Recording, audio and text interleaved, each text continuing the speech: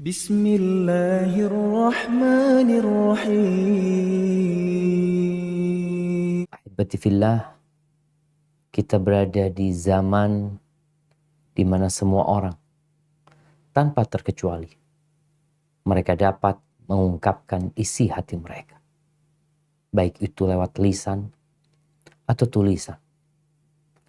Di mana seakan semua orang memiliki mimbar, memiliki mikrofon yang dengannya dia dapat berbicara semau dia. Sehingga kita melihat banyaknya omongan-omongan, tulisan-tulisan yang terkadang tidak terkontrol. Sehingga pemerintah sendiri kelabakan. Akhirnya muncullah Undang-Undang ITE. Untuk apa? Untuk memberikan kontrol.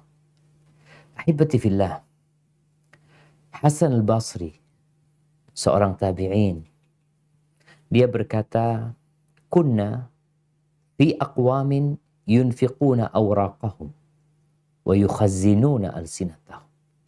Kita sempat hidup di satu masa, di satu zaman, di mana orang-orangnya, mereka menginfakkan uang mereka dan menyimpan lisan mereka. Mereka banyak beramal, mereka banyak membantu, dan mereka banyak diam. Yang mereka keluarkan adalah uangnya, yang mereka simpan adalah lisan. Wa inna baqina fi aqwamin. Kita sekarang hidup di masa di mana generasinya yursiluna alsinatum. Kerjaannya ngomong doang. Lisannya dia tebar. Wa yukhazzinuna awraqam. Tapi pelit dengan hartanya. Hartanya disimpan, ngomong doang. Ucapan Hasan al-Basri ini adalah pada abad pertama Hijriah. Bagaimana dengan zaman kita? Ahibati fillah, kita semua tahu bahwa tujuan kita diciptakan adalah untuk mengabdi kepada Allah Azza wa Jalla. Firman Allah di surat Adz-Dzariyat yang sering kita dengar, "Wa ma khalaqtul jinna wal insa illa liya'budun." Tidaklah aku ciptakan bangsa jin dan manusia kecuali untuk beribadah, agar mereka mengabdi kepada. Kita diperintahkan untuk beramal. Dan ternyata kalau kita lihat di antara semua amal raga kita, lisan adalah yang paling banyak beramal.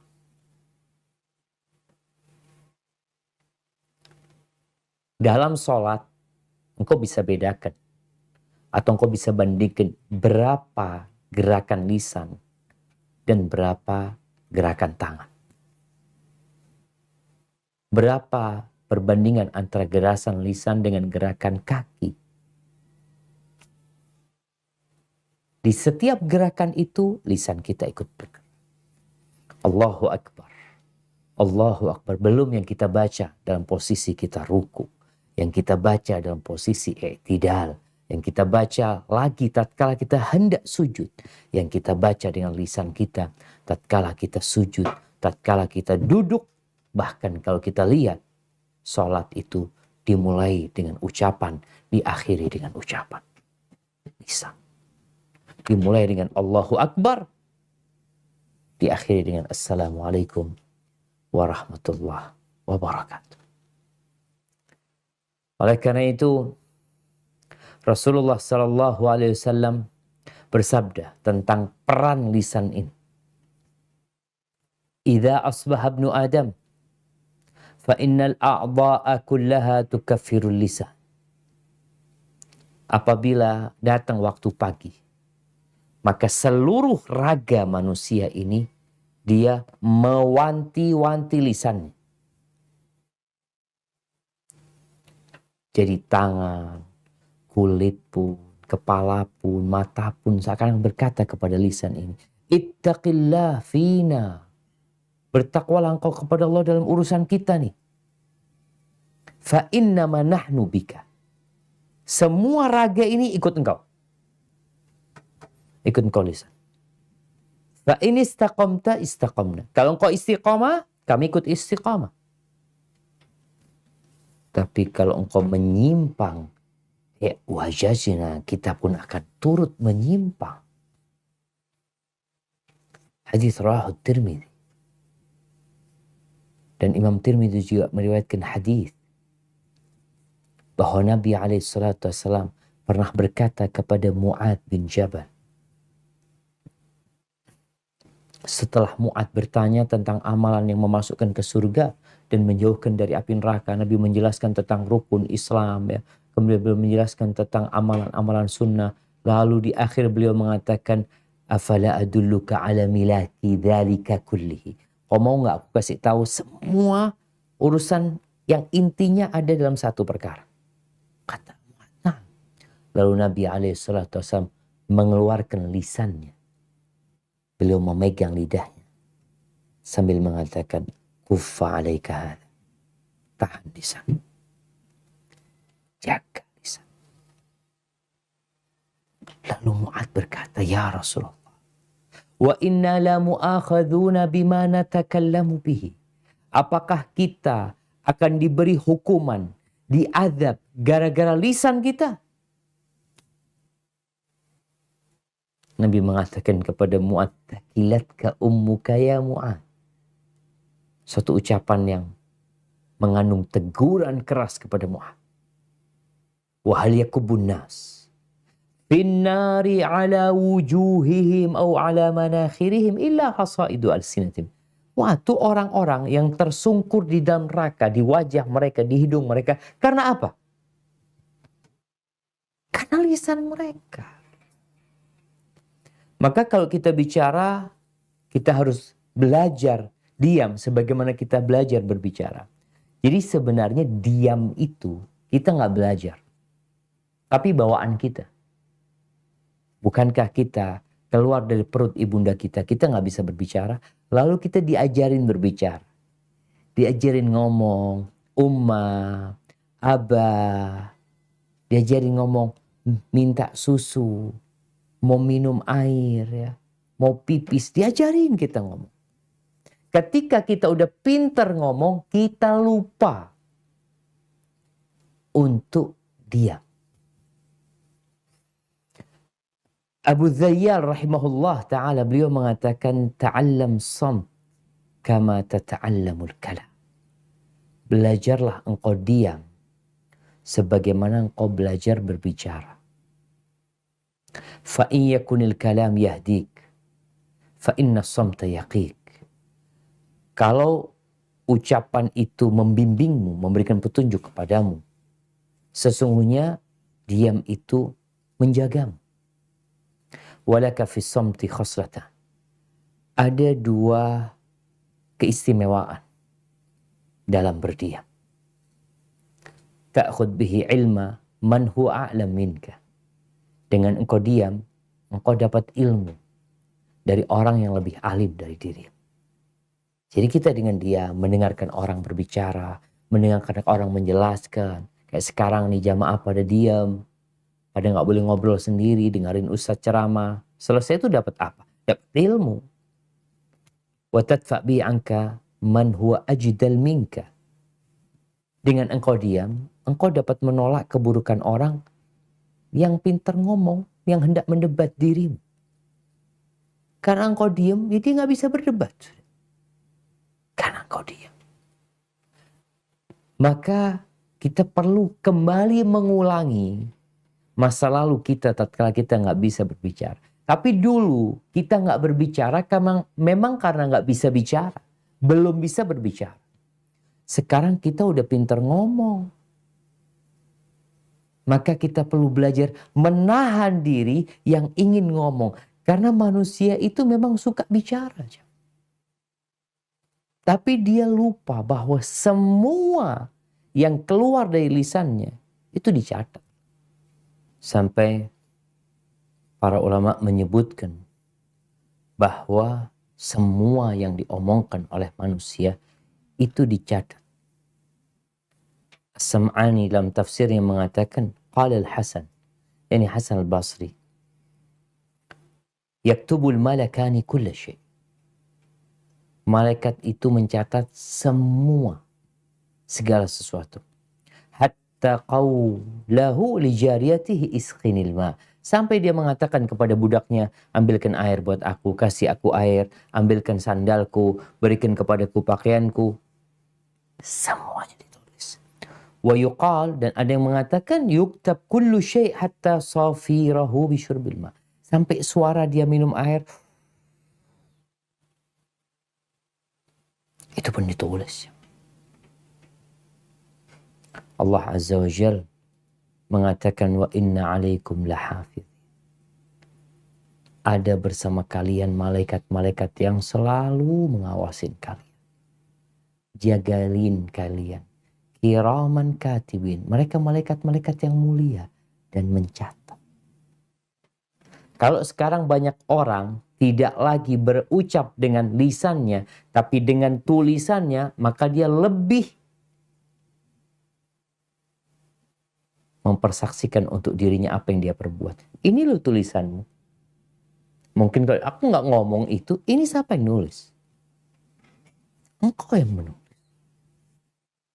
Jadi sejatinya manusia tatkala berkomentar, tatkala menulis sesuatu yang terkadang membuat keributan tulisan dia itu, sejatinya dia sedang menulis di rapot dia sendiri. Yang kelak pada hari kiamat akan dikatakan kepada kita, Iqra kitabak, baca kitabmu. Ini loh tulisanmu. Kafa binafsika al-yawma 'alaika hasiba. Cukup engkau yang mengaudit dirimu sendiri. Engkau yang menghisap dirimu sendiri.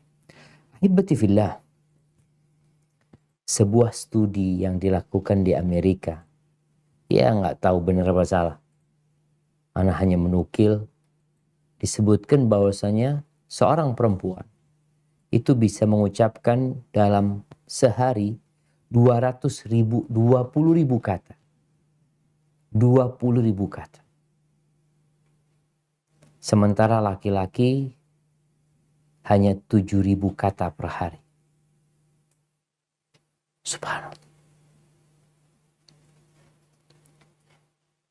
Manusia suka ngomong. Tapi ternyata perempuan itu lebih banyak ngomong. Terus masalahnya apa? Allah menciptakan wanita berbeda dengan laki-laki. Wanita tuh dengan banyak ngomong, sejatinya itu bahan untuk mendidik anak-anak. Kalau seorang ibu yang diem aja, anaknya nggak bisa ngomong akhirnya. Tapi karena ibunya kalau gendong anaknya sambil dia ngomong, ini anaknya siapa ini? Aduh kok Ayu ini? Padahal anaknya sendiri. Siapa namanya? Ngomong dia, itu perempuan. Tapi kalau bapak-bapak kan memang jarang ngomong. Hibatifillah.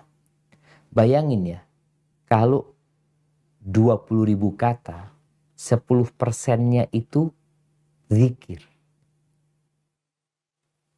Berarti dia telah mengingat Allah 2.000 kali. Kita sehari baca subhanallah berapa kali yuk? Kalau kita baca, anggap kita 100 ya subhanallah, alhamdulillah. Terus Allahu Akbar, 100 sekali sholat. Berarti kalau 5 waktu kita udah mengucapkan 500 kali. Belum zikir-zikir yang lain. Namun banyak manusia yang ternyata omongannya itu mayan fa'al. Gak berguna. Sekarang banyak acara di televisi itu acara ngomong.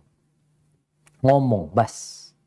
Ngundang orang untuk ngomong. Ngomong ke timur, ke barat, ke utara, ke selatan. 1,5 jam, 1 jam, ketawa-ketawa, TV ini, TV itu. Apa nggak sadar mereka bahwa ada malaikat yang mencatat semua ucapan mereka? Dan Allah Azza wa Jalla di surat An-Nisa ayat 114 mengingatkan manusia agar mereka hati-hati kalau ngomong. Nggak ada baiknya, dari kebanyakan omongan manusia nggak ada baik. Nggak ada keuntungannya sebenarnya mereka bicara. Jadi kalau kita mikir, yang kita ucapkan itu, yang pertama, ungkapan dosa. Dosa. Isinya riba, namimah, ngomongin orang, dusta. Atau yang kita omongkan itu, ya nggak dosa, nggak pahala. Terus apa? Nggak ada. Omong kosong. Terus yang ketiga, ada yang omongan itu berpahala. Mana yang kita lakukan sebenarnya? Kadangkala orang ini habis Isya. Kenapa Nabi SAW melarang? Beliau membenci. Beliau membenci ngobrol ba'dal Isya.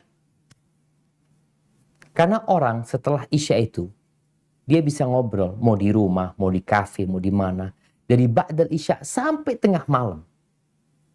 Kalau dia mulai ngobrolnya dari jam 8 sampai jam 12 malam, 4 jam dia ngomong. Yang terkadang omongan dia gak ada guna. Maka Allah sebutkan kecuali kalau yang diobrolkan itu bicara tentang sedekah, bicara amar ma'ruf nahi mungkar, bicara ya duduk rapat seakan-akan untuk bicara tentang masa depan, untuk memperbaiki hubungan antara orang-orang yang tidak bertegur sapa, itu baru omongan yang berguna. Umar bin Khattab radhiyallahu ta'ala anhu mengatakan, "Man kathura kalamuhu, kathura saqatuhu." Barang siapa yang banyak ngomong, banyak salahnya. Hitung aja. Semakin sering kau majelis, kumpul sama teman-teman, ngobrol, semakin banyak salah. Tapi kalau orang mau ngomong itu jaga, dia tahan dirinya. Dia mikir dulu. Kira-kira yang ana sampaikan ini berpahala buat ana atau enggak? Manfaat buat ana apa tidak? Jangan-jangan ana ngomong buat orang sakit hati. Nabi SAW mengarahkan manusia untuk lebih banyak diam daripada berbicara. Bahkan dalam hadis yang diriwayatkan Imam Bukhari dan Muslim, beliau mengatakan, "Man kana yu'minu billahi wal yaumil akhir falyaqul khairan aw liyasmut." Barang siapa yang beriman kepada Allah dan hari akhir, hendaklah dia berbicara yang baik atau diam. Jadi orang diam itu tanda beriman dengan Allah dan hari akhir. Jadi kepingin tahu orang ini beriman nggak ya sama Allah dan hari akhir? Coba engkau lihat. Ngomongnya baik nggak? Tuh ngomongnya kasar, kotor. Yang menunjukkan keimanan dia kepada Allah dan hari akhir lemah sekali. Karena orang yang yakin omongan dia dicatat, yakin omongan dia akan disidangkan nanti, omongan dia dapat menyeret dia ke neraka. Kalau dia yakin dengan hal itu, dia akan tahan diri. Sekarang aja di Indonesia dengan adanya undang-undang ITE itu, mulai orang-orang ngomongnya nggak sembarangan. Mulai takut dia. Karena dia tahu ada yang dilaporkan, bahkan ada yang masuk penjara. Ada yang ditahan. Bagaimana dengan persidangan akhirat yang akan ditegakkan? Maka tanda-tanda orang beriman kepada Allah dan hari akhir, ngomongnya baik atau dia diam. Kalau dia nggak punya bahan yang untuk diobrolkan, maka dia diam. Dan nasihat buat teman-teman yang kadang-kala masih suka ngobrol, tolong engkau menjadi pembuka majelis itu dengan kebaikan. Jadi kalau awal ngobrolnya, biasanya kan mereka memang nggak ada bahan yang mau diobrolkan. Tahu-tahu, ayo duduklah ke rumah. Atau di mana, ngobrol, ketemu di sana, ngopi ini itu. Biasanya mereka memang nggak ada bahan. Mau ngobrolin apa nggak ada. Maka apa yang menjadi awal pembukaan, biasanya itu yang akan diobrolkan. Maka tatkala engkau ada di tengah-tengah majelis itu, mulailah dengan kebaikan. Sehingga obrolan itu semuanya tentang kebaikan. Dan Nabi SAW bersabda dalam hadis yang diriwayatkan Imam Ahmad, man somata najah. Barang siapa yang diam, dia bisa berbicara tapi dia tahan diri. Selamat tuh orang. Kenapa? Ya orang kalau sudah banyak ngomong banyak salah. Dan kita lihat bagaimana Rasulullah SAW. Beliau manusia terindah yang pernah ada di muka bumi ini. Bagaimana gaya hidup beliau dalam urusan berbicara. Yang kita yang mengaku sebagai umatnya, iya, contoh Nabi SAW. Yang cuma ngomong doang. Aku cinta sama Nabi. Simak ibn Harb berkata kepada seorang sahabat, Jabir bin Samurah. Dia kepingin bertanya, kepingin tahu gimana sih hidupnya Nabi SAW. Akunta tujali Rasulullah SAW. Apakah engkau duduk bersama Nabi SAW? Bayangin ya, tabi'in ini gak pernah ngelihat Nabi, dia ngelihat para sahabat. Betapa indahnya hidup bersama Nabi. Maka dia tanya sama Jabir bin Samurah, engkau duduk gak sama Nabi SAW? Qala na'am. Iya. Wa kana tawila samti qalila dhahik. Beliau orangnya itu panjang diamnya. Sedikit tertawa. Wa kana ashabuhu yadhkuruna 'indahu asy-syi'r wa asya' min umurihim. Dan biasanya sahabat-sahabat cerita ya tentang syair-syair, tentang urusan-urusan mereka. Wa fayadhakun. Sahabat ketawa. Bagaimana Nabi SAW wa rubbama tabassam. Nabi mungkin beliau cuma tersenyum. Alaihi salatu wassalam. Hadis rawahu Ahmad. Dan kata Aisyah radhiyallahu taala anha, nih seorang istri yang hidup mendampingi suami bertahun-tahun sehingga dia tahu dengan suami. Apa kata Aisyah tentang suaminya? Radhiyallahu taala anha, anna an-nabiy sallallahu alaihi wasallam kana yuhadditsu haditsan law addahu al-'ad la ahsa. Nabi SAW tuh kalau lagi ngobrol sama para sahabatnya, cerita sama para sahabatnya, beliau tuh omongannya bisa dihitung. Jadi kalau ada orang yang mau ngitung berapa kalimat yang Nabi ucapkan, bisa dia menghitung. Ini menunjukkan sedikitnya omongan Nabi SAW dan semua omongannya bermanfaat.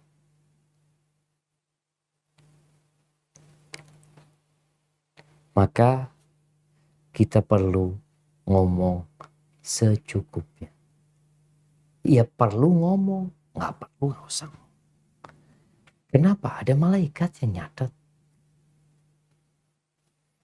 Abdullah bin Mas'ud radhiyallahu taala anhu mengatakan, wa iyyakum wa fudulal kalam.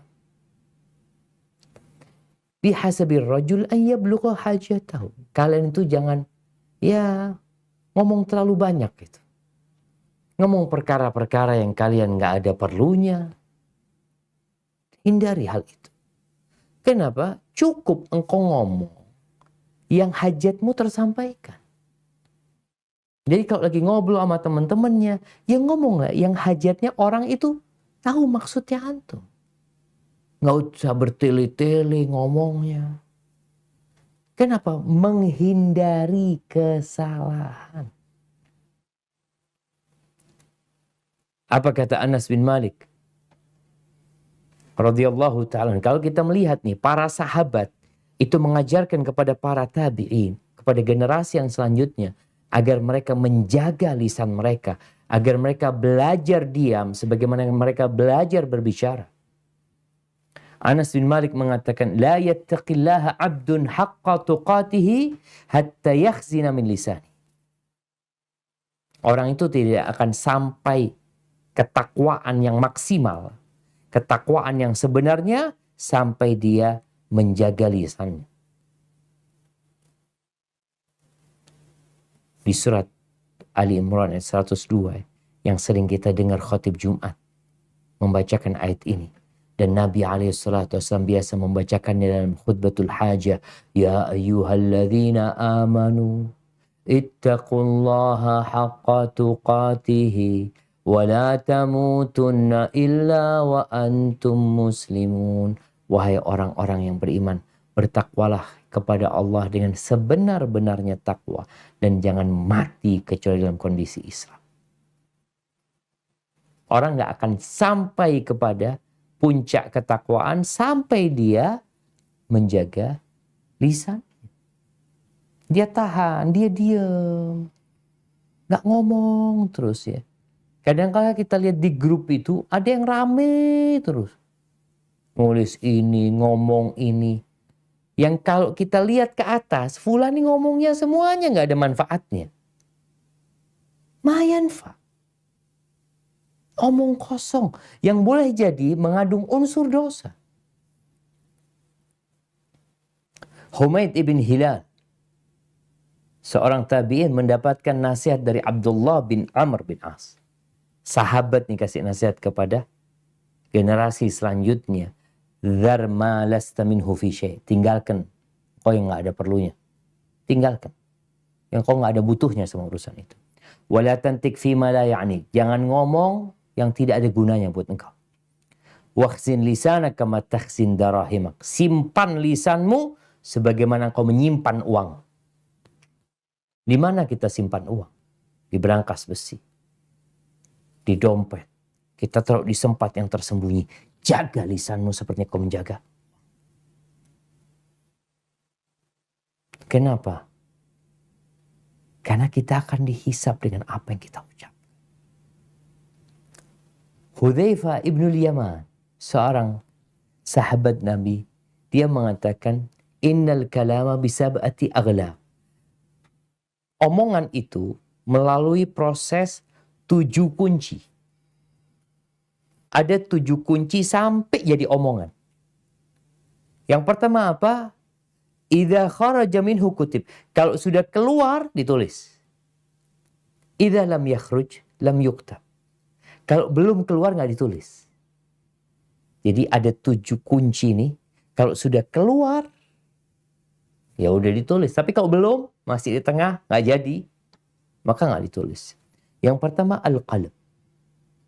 Hati. Orang tuh kalau ngomong, dari hatinya dia ngomong. Karena lisan ini gayungnya hati. Dari hati akan keluar ke tenggorokan. Lewat amandel nih. Lewat sana. Itu yang kedua. Yang ketiga, al-lisan. Lisan itu sendiri. Kemudian yang keempat dan kelima adalah langit-langit. Mulutnya. Makanya orang kalau sumbing itu sulit dia berbicara. Kemudian kedua bibir.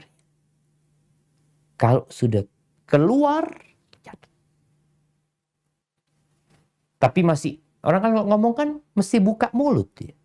Buka kedua bibir. Tapi kalau masih belum keluar, belum bicara. Artinya prosesnya panjang sebenarnya. Maka orang yang berakal, sebelum dia mengucapkan, maka dia akan berpikir dengan hatinya. Allahu Akbar jamaah. Kita perlu menjadi muslim yang bersahaja. Kita perlu muslim yang sebenarnya. Karena jangan sampai engkau menjadi penyebab agama yang indah ini tercoreng. Gara-gara omongan. Gara-gara bikin status yang tidak tepat. Gara-gara membuat pernyataan yang sejatinya seharusnya engkau tidak melakukan hal itu. Menyakitin banyak orang. Yang Rasul Sallallahu Alaihi Wasallam, beliau bersabda dalam hadis yang diriwayatkan Imam Tabrani, afdhalul mu'minina islaman, orang Islam yang paling mulia siapa? Man salimal muslimun min lisanihi wa yadihi. Yang orang Islam lainnya selamat dari lisannya dan tangan. Dia nggak nyakitin orang dengan lisan. Tidak. Bagaimana cerita sahabat kepada Nabi SAW tentang seorang wanita taqumul lail, tasumun nahar, wa tatasaddaq. Nih orang sholat malam, rajin sholat malam, tekun puasa sunnah, dan suka bersedekah.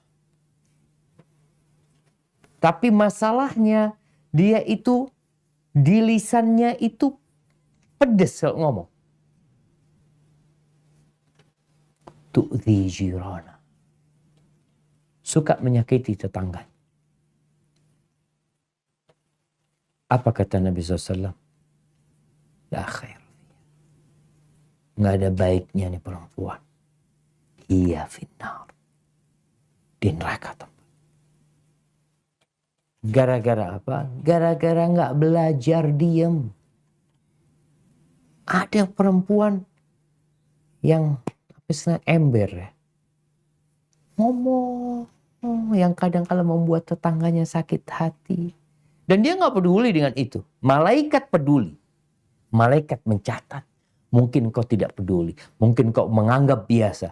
Tapi malaikat akan mencatat. Bahwasanya omonganmu telah membuat tetangga-tetanggamu tersakiti hati. Terus gimana cara kita belajar diem? Ini poinnya. Terus gimana saat supaya kita ini, ya tadi, kita belajar diam sebagaimana belajar berbicara. Yang pertama adalah mengetahui keutamaan diam dan bahaya berbicara. Udah kita bahas tuh. Kalau kau dengar sudah ayat-ayatnya.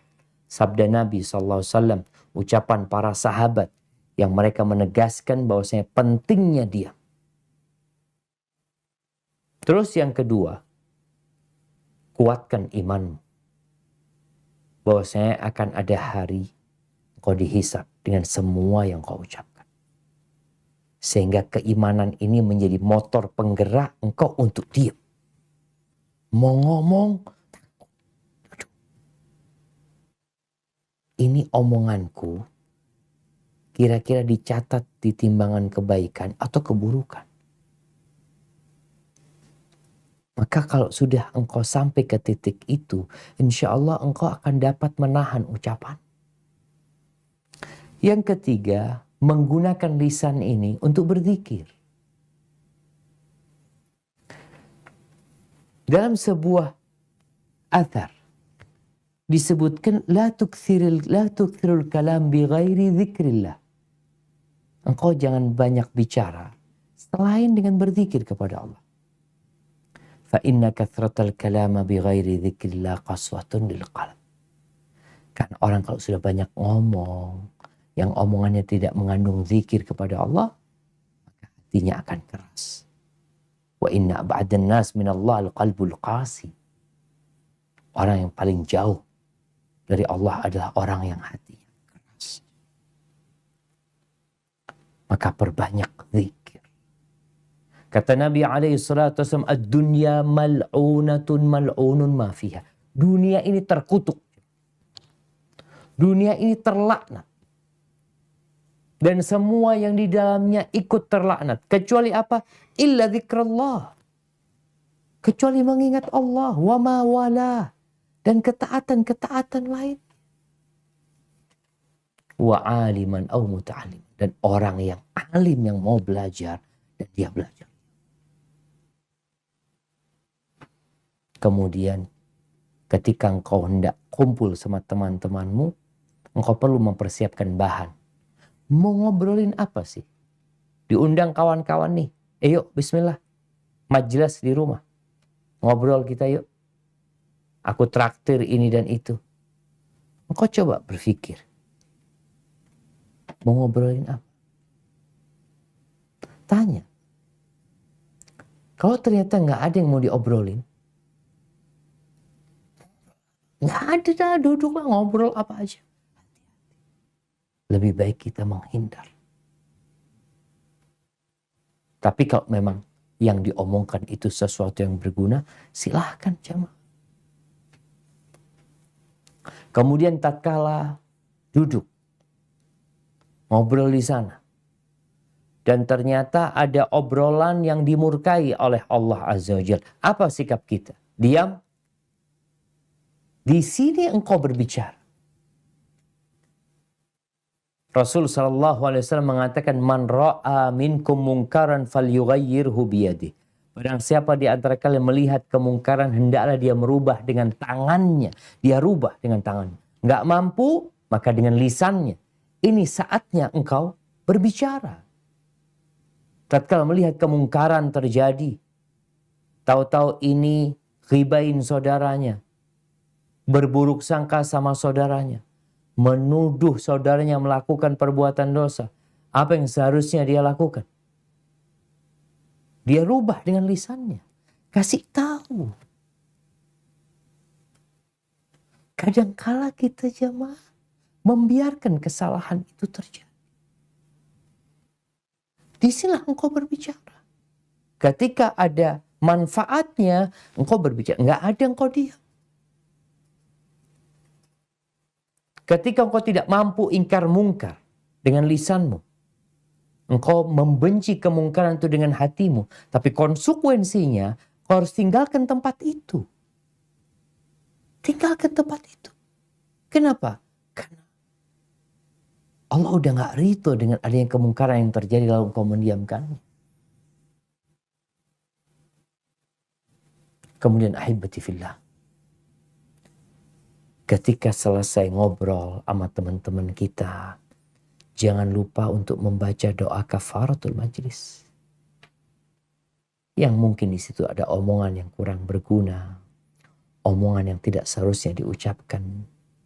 Karena doa kafaratul majlis itu bukan untuk selesai kajian ya. Bukan. Tapi untuk selesai ngomong. Selesai kita kumpul sama kawan-kawan kita. Ingatkan kalau mau pergi, jangan lupa baca doa kafaratul majlis. Bukan ucapan yang dipimpin bersama. Enggak, setiap orang mengucapkannya. Dengan lisan yang penuh dengan keyakinan dengan hatinya. Dia memohon kepada Allah Azza wa Jal. Subhanakallahumma bihamdika. Asyhadu an la ilaha illa anta astaghfiruka wa atubu ilaih. Dia menyucikan Allah, memuji Allah, bersyahadat bahwa tiada yang berhak disembah kecuali engkau. Aku memohon ampun kepadamu dan bertobat kepadamu. Maka di sini dalam rangka kita belajar untuk dia, engkau perlu memohon kepada Allah selalu agar diberi petunjuk. Karena banyak di antara kita yang menganggap biasa. Biasa ngomong. Engkau lihat tiap hari dia bikin komentar, dia bikin tulisan, atau dia bikin konten ini dan itu. Tanpa pernah berpikir bahwa semuanya dicatat. Semuanya akan dimintain pertanggungjawaban. Apakah kita sudah siap mempertanggungjawabkan?